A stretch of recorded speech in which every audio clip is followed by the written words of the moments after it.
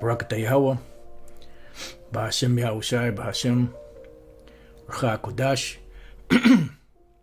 Welcome to another live lesson. The name of this one is Revelation chapter 11. This pretty much is inspired by a video Elder Pastor Tahar did, and he mentioned somebody should do a breakdown of Revelation 11, which I did one probably a few months back, but this is the spirit, because this is how you stay sharp, by constantly going over these breakdowns until you have them solid, and that's part of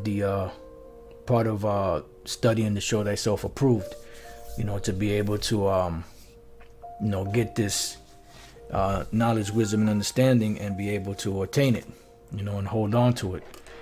All right, so we're just gonna get right into it. I got few scriptures, few precepts I was going through this morning. I pretty much was following some of the precepts on the in the red Bible that we have, to get more understanding on certain particular verses, and I shalom to the Akim, if any apostles are watching, bishops, elders, brothers, sisters, the ones that are, out of saying all sincere, because you always got the scoffers there. All right, so we're gonna start off with Revelation 11:1, and it says, "And there was given me a reed like unto a rod, and the angel stood saying, Rise and measure the temple of the Most High, and the altar, and them that worship therein. Now a reed like unto a rod is a measuring stick. Now the measuring stick is what? The Bible. And the angel stood and said, Rise and measure the temple of the Most High." What is the temple of the Most High? The Israelites. That's the church. And these is all of the nation of Israel. But in these times, the only ones that's going to be delivered are the elect. So the word measure here is when you're taking measurements. And how do you take measurements? By, teaching this word. And when the word goes out, it gathers the ones that are a part of the temple. The Israelites that are a part of this ministry, that are a part of being woken up. So what it says, and the altar, and them that worship therein. And if you want to get into the altar, you could go to Isaiah the 19th chapter, and it goes into the altar, how the Lord is setting up the altar in the land of Egypt in these last days, and that could be a lesson for a brother. I know Elder Yashawamba gets into that, and other elders and brothers. So building off of that precept there, let's go real quick to Zechariah the 2nd chapter. And of course,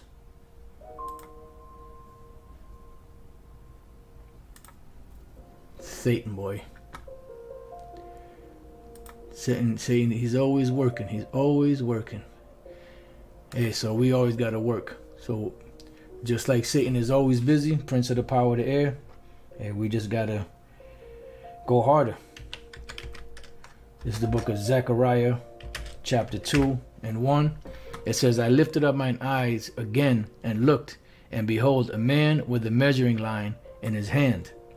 Then said I, Whither goest thou? And he said unto me, To measure Jerusalem," or Yerushalayim. It says, "to see what is the breadth thereof, and what is the length thereof," because the angel pretty much in Revelation 11 was saying to measure or to teach the Israelites out there, because the Israelites are the ones that's going to be in the kingdom of heaven, beginning with the elect. Right? So now let's go from there. Let's go to the book of the 1st chapter of Zechariah, and the 16th verse. We're going to read a couple of verses. It says, "Therefore thus saith the Lord, I am returned to Yerushalayim with mercies." And this is why the temple is being measured right now, because the Lord returned with mercy. The tender mercies of David, and the agreement, testament, and the oath that he made with Abraham. It says, "My house shall be built in it," because the name of the Lord is upon us. his whole glory, goes back to his name, goes back to his word, and he's not going to break that. That's why he's building us back up. That's why we've got a second chance now, to be able to be in his good graces. It says, "Saith the Lord of hosts, Yahweh Bashem Yahushai, and a line shall be stretched forth upon Jerusalem." Right, for what? To measure it, to bring in the ones that are to be brought in. And like I said, in this time, like the scriptures say, in this time, it's dealing with the elect. "Cry yet, saying, Thus saith the Lord of hosts, my cities through prosperity shall be spread abroad." They shall be spread abroad. Because not only are the Israelites coming back, but eventually, once the kingdom is established, there's going to be greatness. "And the Lord shall yet comfort Zion, and shall yet choose Jerusalem," or Jerusalem. Now let's go back to the second chapter again. In the 3rd verse, "And behold, the angel that talked with me went forth, and another angel went out to meet him, and said unto him, Run, speak to this young man, saying, Jerusalem shall be inhabited as towns without walls for the multitude of men and cattle therein."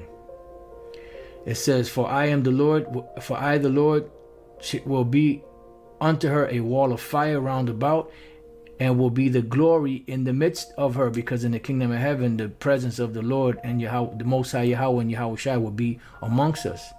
Now let's go to Isaiah 54 and 2, building off of the measuring. "Enlarge the place of thy tent, and let them stretch forth the curtains of thy habitation. Spare not, lengthen thy cords, and strengthen thy stakes," because our lands are going to be plenteous, because our people, we're going to multiply, So the measuring is the teaching, building up, bringing the Israelites in, and eventually the kingdom is going to be spread abroad. There are going to be so many Israelites that this is why there's other planets out there to be inhabited, because of the multitude of Israelites that are going to be on the earth once the Lord comes back. It says, "For thou shalt break forth on the right hand and on the left, and thy seed shall inherit the Gentiles as slaves, and make the desolate cities to be inhabited." So we're witnessing the rebuilding of this. And this is why when we go to Amos, the 9th chapter, and the 11th verse, it says, "The restoration of Israel.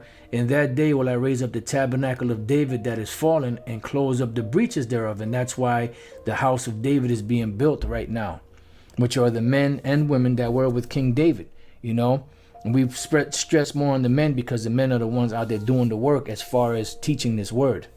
"And I will raise up his ruins, because we were fallen down, and I will build it as in the days of old." So that's what's happening right now. The kingdom of heaven is being reestablished. That's why Yahweh Shai told them individuals that thought that the kingdom of heaven was going to appear by sight. He said, "The kingdom of heaven cometh not by observation, but the kingdom of heaven is within you." Because the nation of Israel make up the kingdom of heaven. This knowledge, wisdom, and understanding makes up the kingdom of heaven. So together as a union is that church, is that building.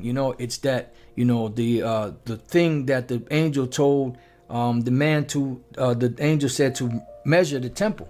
As we go back to, it says, "And I'll raise up his ruins, and will build it as in the days of old." As it said here, "And there was given me a reed like unto a rod," which is a measuring stick, which is the Bible. "And the angel stood saying, Rise and measure the temple of the Most High. Teach it, and the altar." Those that teach the temple, and also those that worship in the altar, and those that are the teachers on the altar, or the priests, and them that worship therein, the rest of Israel. Remember the great cloud of witnesses. It says, "But the court which is without the temple, the one that's out there, leave out and measure it not." So don't teach that. Why? Because that's given to the nations. And right now, the Israelites are to be built up. When the kingdom of heaven is established, as pursuant to Isaiah the 2nd chapter, Micah the 4th chapter, then the nations will have to come and learn of our ways. Right now, the main thing that the Spirit has us doing is teaching Israelites, namely the elect at this time. All right? Because the heathens will not have an inheritance with us. But after they serve their captivity, they'll have their lands. They'll be able to govern among themselves, but they'll have to follow our laws, statutes, and commandments. Just like we had to follow them. It says, for it is given unto the Gentiles, or the actual heathens, and the holy city shall they tread underfoot 40 months. Now, when you break down 40 months, also breaks down to 1,260 days, 3.5 days, times, and the dividing of times. That all adds up to 3.5 years. But these 3.5 years are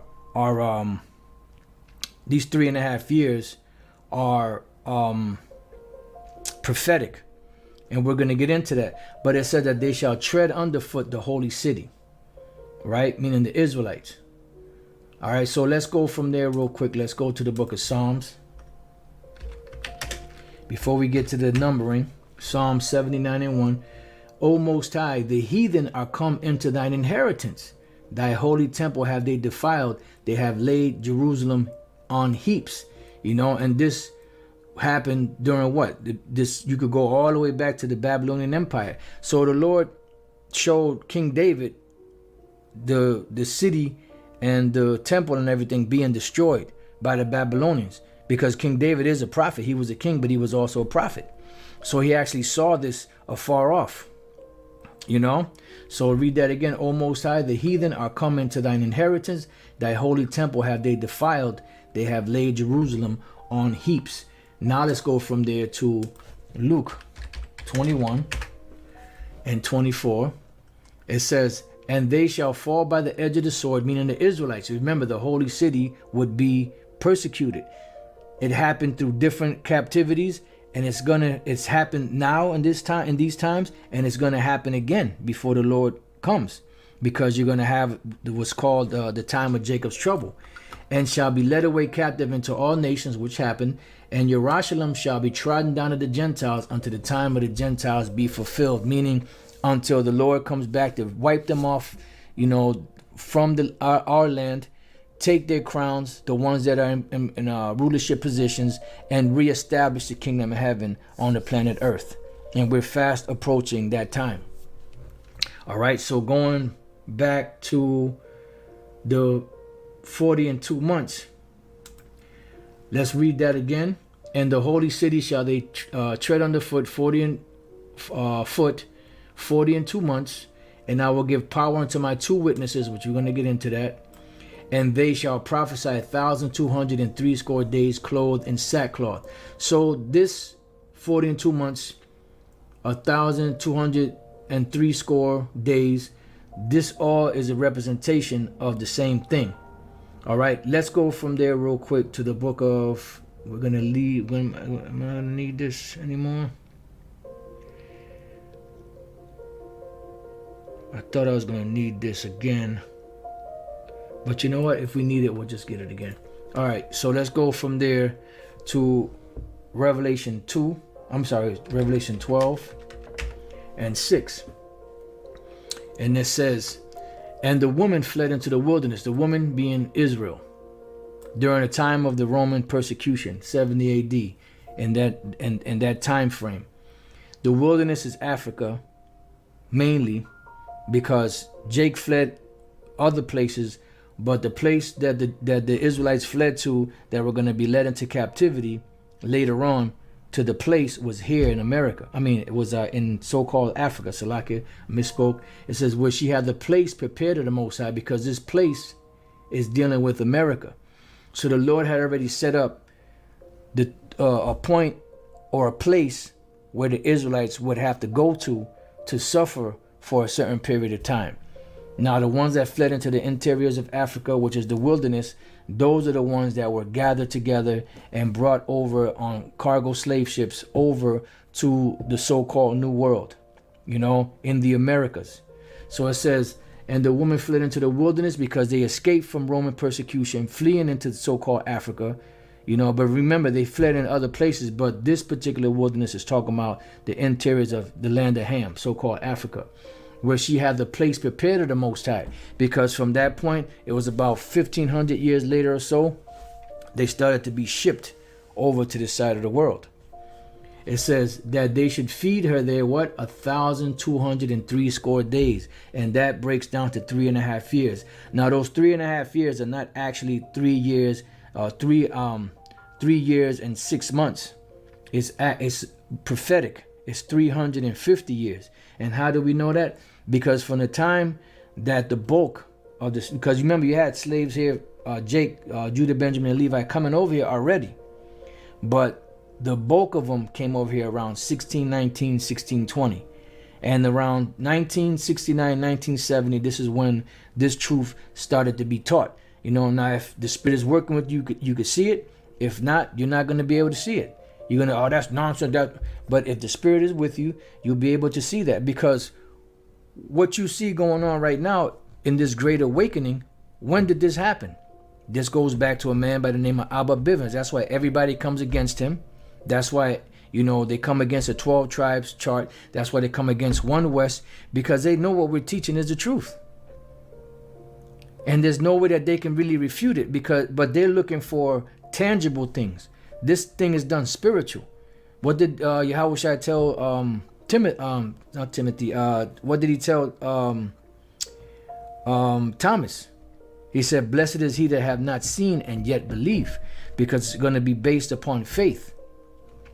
All right. So that 1,203 score days is 350 years, 3.5 years, which is 350 years. And after this time period, this is when a great awakening started happening.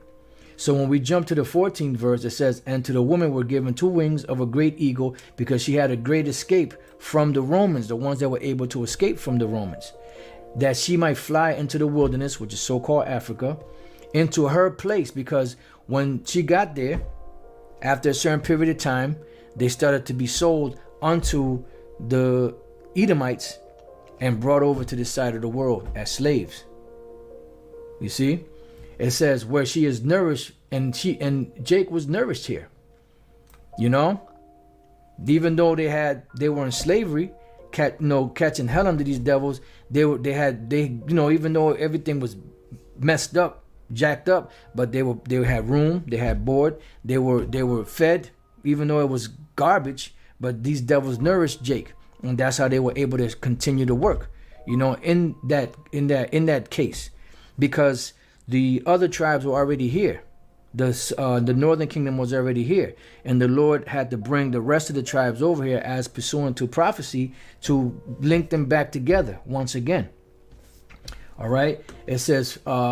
Let's read that again. And to the woman were given 2 wings of a great eagle, that she might fly into the wilderness, into her place, where she is nourished for a time and times and a half a times from the face of the serpent. And that's right. So it was time and time to half a time. That's another 3.5 or 42 months or 1,260 days, which adds up to 3 years and a half, which are prophetic years when you understand the prophecy, which is 350 years. All right, so going back to Revelation 11, now we're going to go to verse 4. And they were clothed in sackcloth, because you see how Jake was in captivity. You know, they didn't have the best threads. You know, they were all ragtag. It says, these are the 2 olive trees and the 2 candlesticks standing before the power of the earth. And this is twofold, but we're just going to deal with the one dealing with the nation itself, because the nation of Israel was what? Broken into 2 parts. You had the southern kingdom, you had the northern kingdom, and the people within there, you have the elect on both sides, the southern and the northern kingdom. And the oil is the Bible. So you have prophets from the southern kingdom, you have prophets from the northern kingdom, you know, and these are the 2 candlesticks that are standing before the power of the earth. And this is how the Lord is gathering his elect, by the word of these prophets, you know, that are teaching, that are pouring the oil out, you know, around the 4 corners of the earth. All right. And this is why the internet was created, to be able to disseminate or push out this word, which is the oil. All right. It says, and if any man will hurt them, fire proceedeth out of their mouth. I'm sorry, before I go to that, let's read this again. These are the 2 olive trees and the 2 candlesticks standing before the power of the earth. Let's go from there real quick to the book of Psalms. I believe that's 52. Yep, 52 and 8. This is King David speaking. But I am like a green what? Olive tree in the house of the Most High. I trust in thy mercy. I trust in the mercy of the Most High forever and ever. I will praise thee forever because thou hast done it, and I will wait on thy name, for it is good before thy saints, because the saints are the olive trees. You know, and all of the saints at one point became wild, and that's the prophecy in the book of Romans, the 11th chapter, about the ones that were grafted back in. So let's go from there to the book of Jeremiah 11 and 16. It says, the Lord called thy name a green olive tree, fair and of goodly fruit. With the noise of a great tumult, he hath kindled fire upon it, and the branches of it are broken. And this is why we went into captivity. We fell as a people. We became unclean. And just, you see where Jake is at today. For the Lord of hosts has planted thee, for the Lord of hosts that planted thee has pronounced evil against thee, for the evil of the house of Israel and the house of Judah. So who is this olive tree a representation of? The house of Israel and the house of Judah. But then it says, which they have done against themselves to provoke me to anger, in offering incense unto Baal, because the Lord said that some of the branches would be broken off.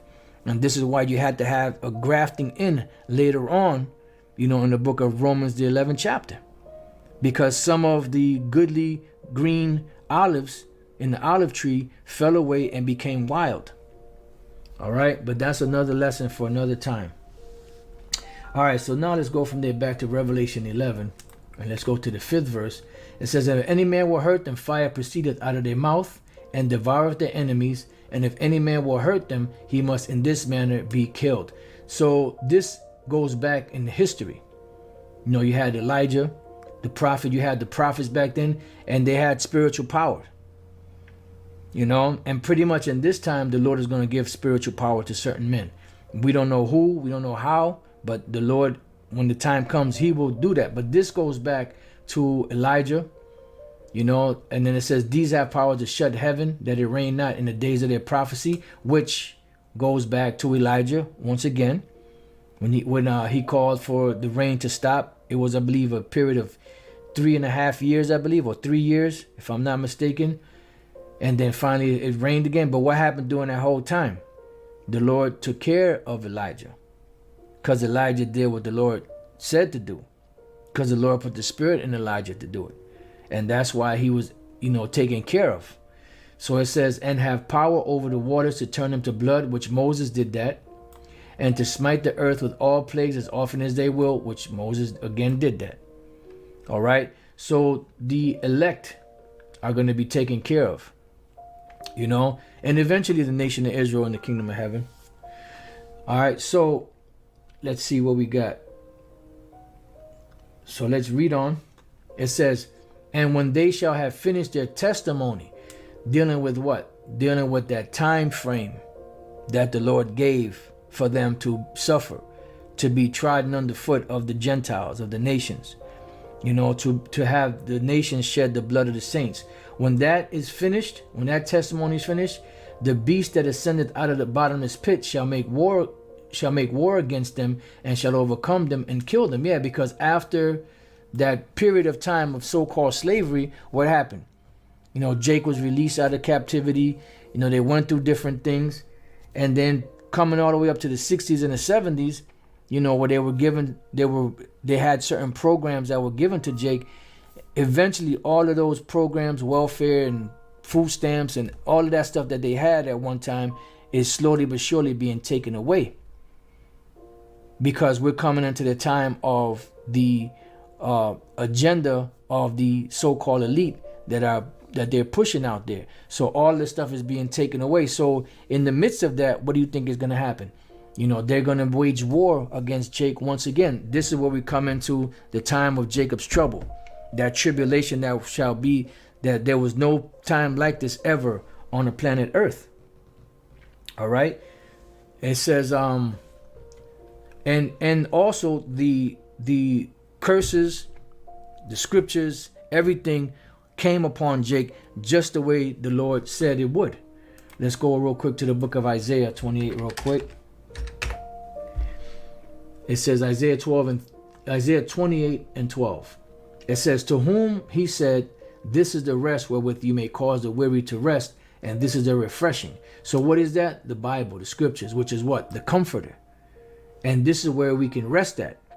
But it says, yet they would not hear. So certain Israelites didn't listen. So what happened, which eventually we all fell into that category. It says, like the scriptures say, for all have sinned and fallen short of the glory. And there's others.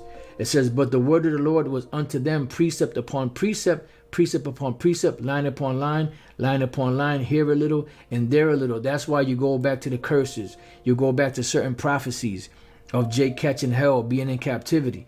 The word of the Lord came upon them precept upon precept, line upon line, here a little and there a little. You know, curse shall thou be in the city, curse shall thou be in the field, curse shall be thy store, curse shall be thy basket. You're going to go into captivity, you're going to go into slavery. So all of those things came upon Jake. The same way we break the scriptures down, here a little, there a little, precept upon precept, is the same way these precepts came upon Jake. All the way till you reach the Americas, the soils of the Americas. It says that they might go and fall backward and be broken and snared and taken. See? And that's what happened. So let's read that again. Revelation 11:7. And when they shall have finished their testimony, what testimony? The curses coming upon us. You know, the time of captivity, being brought over here to this side of the world. That was a testimony. Because Jake wasn't really prophesying. I mean, you had some of them that were speaking about, rebellions and stuff like that. But for the most part, Jake was in a docile state. They were suffering the curses. See? It says the beast that ascended. So when that's finished, when the 350-year period is finished, that this time frame, the beast that ascended out of the bottomless pit shall make war against them and shall overcome them and kill them. All right. So now let's go from there to the book of Daniel, chapter 7. And we're going to go to the 20th verse. It says, and of the 10 horns, because remember, the fourth beast is the Roman Empire. It had 10 horns. Out of those 10 horns came a little horn. That little horn is America. That plucked up 3 of the horns that were before it, which were the Spanish, the French, and the British, which were the 3 major nations, Edomite nations, European nations that had control over the so-called Americas. Right? It says, in the 10 horns that were in his head, and of the other one which came up, which is America, and before whom 3 fell, which we just spoke about, even of that horn that had eyes, and a mouth that spake very great things, whose look was more stout than his fellows, because America has that pompous attitude even towards their own people of the other so-called European nations, these Edomites. So it says, I beheld, and the same horn, America, made what? Made war with the saints and prevailed against them. That's why when we read, I believe it's Revelation 17, it said that John, the Apostle John, saw the woman, which is America, drunken with the blood of the saints. So that was that time period that took place, you know? So that was a great time of punishment. And once that 350 year came up, boom, the prophecy moved forward to the next phase. All right, it says, until the Ancient of Days came and judgment was given to the saints of the Most High, and the time came that the saints possessed the kingdom. So we're at the point now where the Lord is allowing us to profess that the kingdom of heaven is going to be established. You see? And that's why it went through those phases. And when we go back to Revelation, before we go to Revelation 11, let's go to Revelation 12 and 12. And this is why this is written. Therefore rejoice, ye heavens, and ye that dwell in them. Why? Because it's time for the Lord to take these devils out. Because a couple of verses prior to this, what happened? The Lord cast that dragon out, meaning Esau. It says, woe to the inhabitants of the earth and of the sea, for the devil is come down unto you.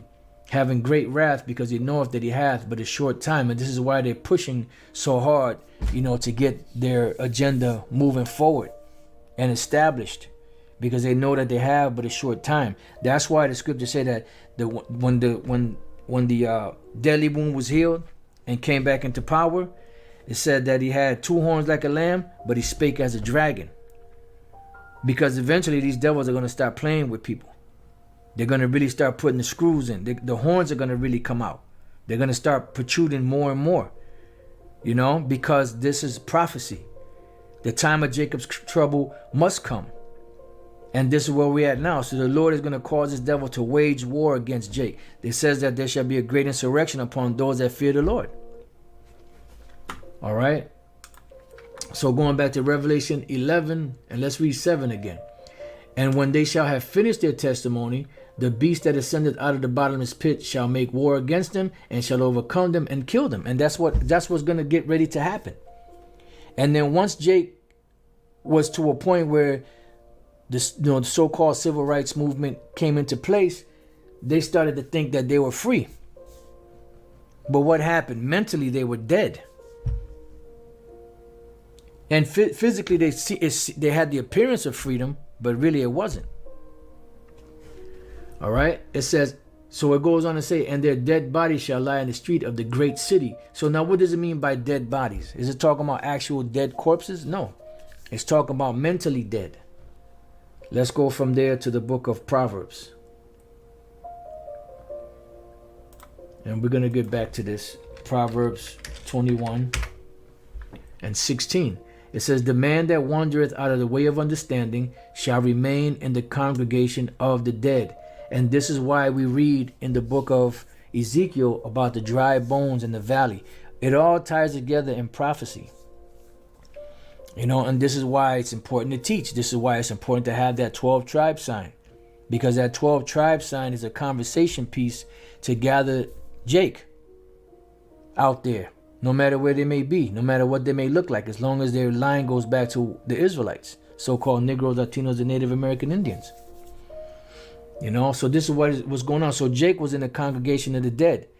So out of that zombified state, the Lord caused certain Israelites to wake up. Let's get real quick. Isaiah 60 and 1. Arise, shine, for thy light is come, and the glory of the Lord is risen upon thee. So wake up from that dead state. For behold, the darkness shall cover the earth, and gross darkness the people. But the Lord shall arise upon thee, and his glory shall be seen upon thee. See? And that's what these devils are witnessing right now. Let's go real quick to Isaiah 25 and 7. Thou shalt, 7. And he, the Most High, will destroy in this mountain, America, the face of the covering cast over all people. That was that darkness, those different labels that Esau put upon Jake to keep them in darkness. And the veil that is spread over all nations, because even the nations have veils spread over them, because all peoples of the planet Earth come out of either Ham, Shem, or Japheth, or Shem, Ham, and Japheth. But everybody today in the world, most people have different names that were placed upon them by their conquerors. They don't have their true biblical names. And that's why there's such a confusion going on in the world. That's that gross darkness. So going back to Revelation 8, and their dead bodies shall lie in the street of the great city. The great city is America, which spiritually is called Sodom and Egypt. You already know why it's called Sodom, and Egypt, because this mimics, ancient Egypt where we were in captivity. But the difference is that in ancient Egypt, we knew that we were Israelites.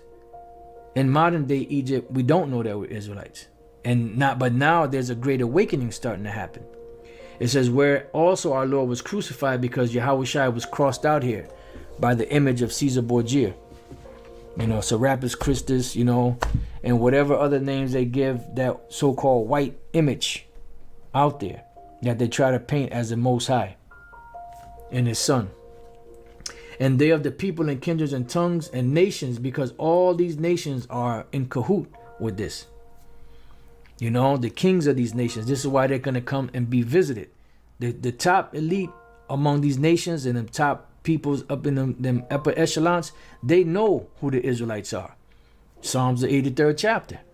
And that was their goal, to stop us from learning our nationality. That's why the main threat was who? Judah.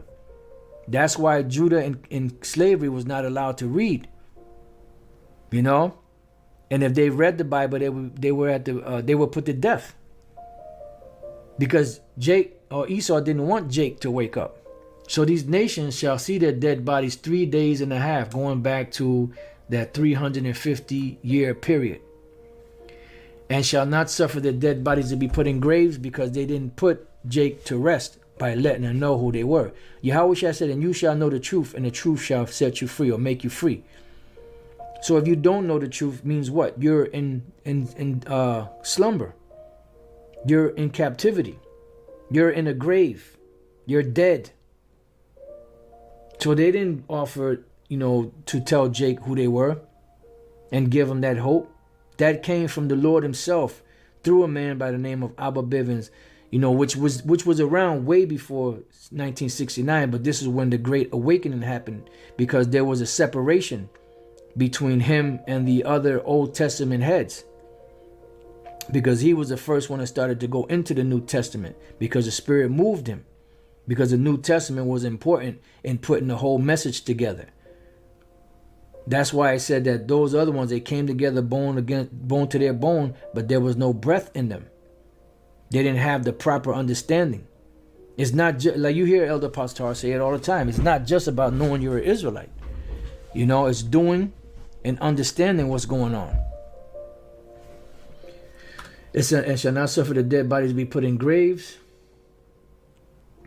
It says, and they that dwell upon the earth shall rejoice over them and make merry, and shall send gifts one to another. What do you think those gifts were? Go into the book of Joel 3. Those were Jake as slaves. And prior to Judah, Benjamin, and Levi coming over to this side of the world, you had the northern kingdom here. Gad, Ephraim, Reuben, all them. And slavery in the New World began with Christopher Columbus, which he has another name that I just found out about. I got to go back and find out what it was. It wasn't Cristobal Colon. I think those are just all pseudonyms. He had an actual other name, but that goes into something else. And shall send gifts one to another. So there were already slaves being sent from this part of the world to Europe and other places prior to Judah, Benjamin, and Levi coming to the soils of America. Only difference is that Judah suffered it the worst. Judah, Benjamin, and Levi, but Judah suffered it the worst because they're the head tribe. It says, because these two prophets tormented them that dwell on the earth. And this is why when we go back and read Lamentations 2, these heathens were happy when we fell, when the Babylonians destroyed us. Because they know that, okay, now we don't have to worry about these people anymore. But unbeknownst to them, we would be set back up into power later on. It says, and after 3 days and a half, meaning after the 350-year period that we've been reading all in the book of Revelation, the Spirit of life from the Most High entered into them. Why? Because we were the valley of the dry bones, and we were dead mentally. And the Lord caused his breath to come into us, to wake us up.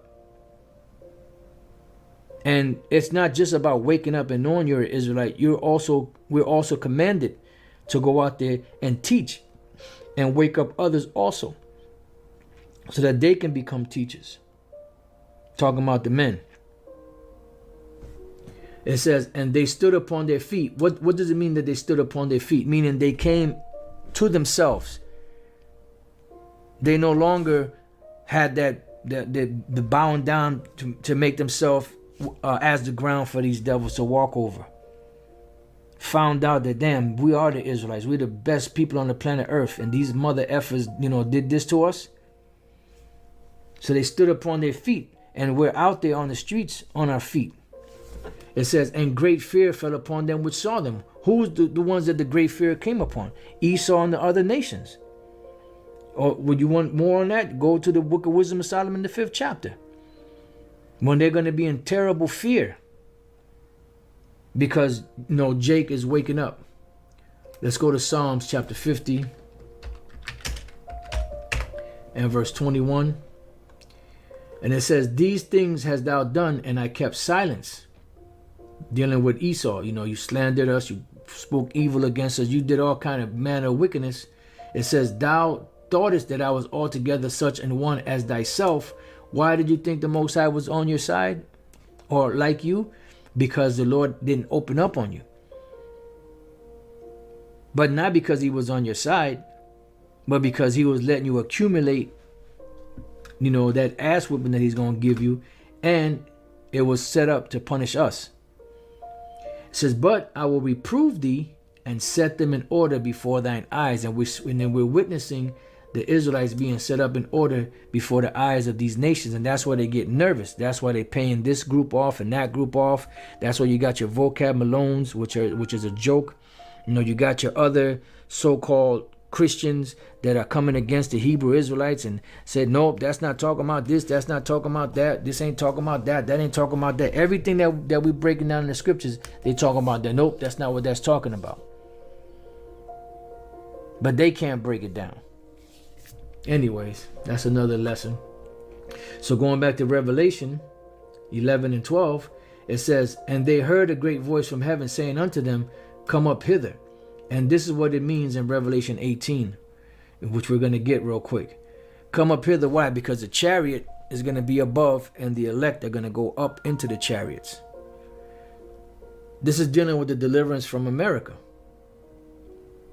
And you're going to have a deliverance all over the world, but the main deliverance is going to be from here in America. And this is why this place was established. Because this was the place where the Lord was going to give us our punishment and give us our deliverance. It says, and they ascended up to heaven in a cloud, and their enemies beheld them. See? Just like our Wisdom of Solomon. They're going to say, we fools. So let's go from there real quick to the book of Isaiah 31 and 5. As birds flying, so will the Lord of hosts defend Jerusalem, or Yerushalayim, which is what? The chariots. Defending also, he will deliver it, and passing over it, he will preserve it. So the Lord is going to deliver us by way of chariots. Lord's will, we be the elect. He's going to deliver us by the chariots. Now let's go to Revelation 18 and 2. And he cried mightily with a strong voice, saying, Babylon the great is fallen, and has become, sorry, that's not the one. 4. And I heard of another voice from heaven saying, come out of her, my people, that you be not partakers of her sins, and that you receive not of her plagues. This is not talking about come out of America and don't partake in anything. This is talking about the deliverance into the chariots to avoid the destruction that's coming upon this place. Isaiah 26 and 20. Come, my people, enter thou into thy chambers, which are the chariots, and shut thy doors about thee. Hide thyself, as it were, for a little moment, until the indignation be overpast. Because the chariots are going to be what? The new ark. The new Noah's ark. Come, my people, enter thou into thy chambers, and shut thy doors about thee. Hide thyself, as it were, for a little moment, until the indignation be overpast. So here in Revelation 18 and 4, and I heard another voice from heaven saying, come out of her, my people, that you be not partakers of her sins, and that you receive not of her plagues. Because the only place to really be safe is up in the chariots, while the indignation of the Lord fires upon this place, Babylon the Great. All right, so let's go back to Revelation 11 and 13. And it says, and the same hour was there a great earthquake. And this great earthquake is not talking about a 10-point magnitude. This is talking about the whole earth rocking to and fro. You can read Isaiah the 24th chapter for that. And the 10th part of the city fell, which represents America. And in the earthquake were slain of men 7,000, which is a complete number, completion.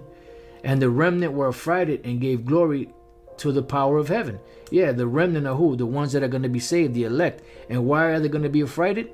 You know, if we make it out of here, the Lord's will, we're going to be nervous because it's going to be devastating. You know, but at the same time, we're going to be giving glory and praises to Yahweh Bashem Yahushai. You know, just imagine you in a bad situation and the Lord delivers you, how much praise you will give the Lord Yahweh Bashem Yahushai for delivering you from that situation. Right? So now let's go from there to the book of, we're going to get 2 precepts on that. Revelation 16 to deal with the earthquake. And 17, it says, 7th bowl of wrath. Damn. And the 7th angel poured out his vial into the air, and there came a great voice out of the temple of heaven from the throne, saying, it is done. Why? Because the 7th trumpet is it. That's what the Lord said. He will deliver thee in 6 trumpets, yea, in 7 there shall no evil touch thee. Because once the 7th trumpet blows, it's over. And there were voices and thunders and lightnings, and there was a great earthquake. And what's going to cause that great earthquake? The missiles, once they hit the earth, it's going to cause the earth to rock and reel to and fro like a drunkard. Such as was not since men were upon the earth, so mighty an earthquake, and so great. And the great city was divided into 3 parts, because that the world as a whole is divided into 3 classifications of men. The sons of the power, or the sons of God, which are the Israelites, the sons of men, which are the other nations, and the sons of the wicked, which are the Edomites. And the cities of the nations fell. Yeah, because all nations are going to go down after this. They're not going to be able to take next, so to speak. And great Babylon came in remembrance before the Most High, to give unto her the cup of the wine of the fierceness of his wrath, which is that destruction. And every island fled away, and the mountains were not found, because there's going to be total devastation, man. But the earth as a whole is not going to be destroyed. It's just America, Israel, and whatever other parts the Lord causes to get hit by those nukes. And there fell upon men a great hail out of heaven. And what is that great hail? That great hail represents those nuclear missiles. Every stone about the weight of a talent, and the weight of a talent, depending on where you go to get the measurement from or weight from, is anywhere between 75 to 100 pounds. So when the Apostle John saw the missiles flying over and about to destroy this place, he described them as hail that weighed about the weight of a talent. And men blasphemed the Most High because of the plagues of the hail, for the plague thereof was exceeding great. Yeah, man, and it's gonna be terrible. You know them. You know how them devils be cursing the Most High. F you. Hey, that day they're gonna really be cursing the Most High when the Most High started licking them down with that fire. Now let's deal with the part of them being affrighted, but giving glory. Revelation 15:1. And I saw another sign in heaven, great and marvelous, 7 angels having the 7 last plagues. For in them is filled up the wrath of the Most High. Because once that 7th trumpet blows, it's a wrap. It's finished. Right? So it says, and I saw as it were a sea of glass mingled with fire. What is the sea of glass? The ozone layer. Why does it say mingled with fire? Because they're looking through the ozone layer down into the earth, and they see in America on fire. The land of Israel on fire. And whatever other place around the world the Lord is going to set on fire. And them that had gotten the victory over the beast, because he saw the men, the elect, that were in the chariots. He happened to be one of them also. You know, that got the victory over the beast and over his image and over his mark and over the number of his name, stand on the sea of glass, having the harps of the Most High. Why were they standing on the sea of glass? Because they were in a chariot, rejoicing. They were affrighted, but yet gave glory. It says, and they sing the song of Moses, the servant of the Most High. The song of Moses is in the book of Deuteronomy, the 32nd chapter. You know, which years ago I thought it was Exodus 15, which I was wrong about that. It's actually Deuteronomy, the 32nd chapter. And that is the song of Moses. Because that was the actual song that Moses was singing. It says, and they sang the song of Moses, the servant of the Most High, and the song of the Lamb, saying, great and marvelous are thy works, Lord power almighty, just and true are thy ways, thou King of saints. So the Lord is going to be honored and praised and glorified in that day. you know, and the elect are going to be more than willing and happy to be glorifying the Lord, to be able to have escaped this terrible destruction. Revelation 11 and 14, the second woe is past, and behold, the third woe cometh quickly. This is dealing with World War II, and then World War III is fast approaching. And this is another way of speaking about the nuclear destruction, World War III, or the third woe.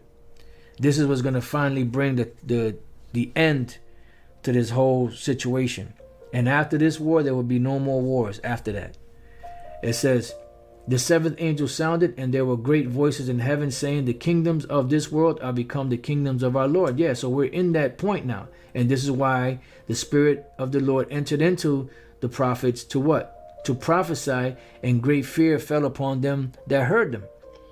Because the kingdom of Yahushua is about to be established. It says, and of his anointed, and he shall reign forever and ever. And the 24 elders which sat before the Most High on their seats fell upon their faces and worshipped the Most High, saying, we give thee thanks, O Lord, power almighty, which art and was and art to come, because thou hast taken to thee thy great power and has reigned. Yeah, because at the end of the day, whatever Yahweh Bashem Yahushai said, that's what's going to go down. And remember, the Lord said his word does not go out void. And the nations were angry, and thy wrath is come. Why are they going to be angry? Because their dominions are going to be taken away. Because here in their mind, they're thinking that they're going to be the next ruler. China is on the come up. Russia, they coming up there. Singapore, all these different places are getting rich. They're salivating for the moment to take the position, the first position on the planet, and having their currency be the world reserve currency, so that they can receive all the benefits. But they thought wrong. Inside joke.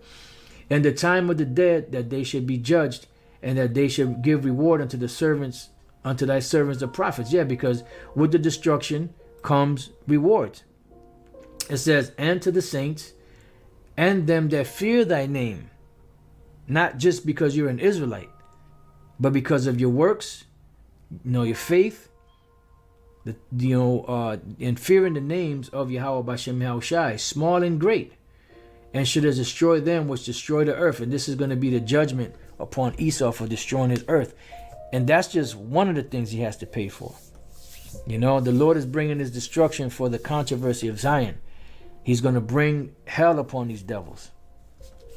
It says, and the temple of the Most High was open in heaven, and there was seen in the temple the ark of his testament, and there were lightnings and voices and thunderings, and an earthquake and great hail. All right. So that's been Revelation, the 11th chapter. I pray that you brothers and your few sisters have been edified. And to the next time I say, Shalom.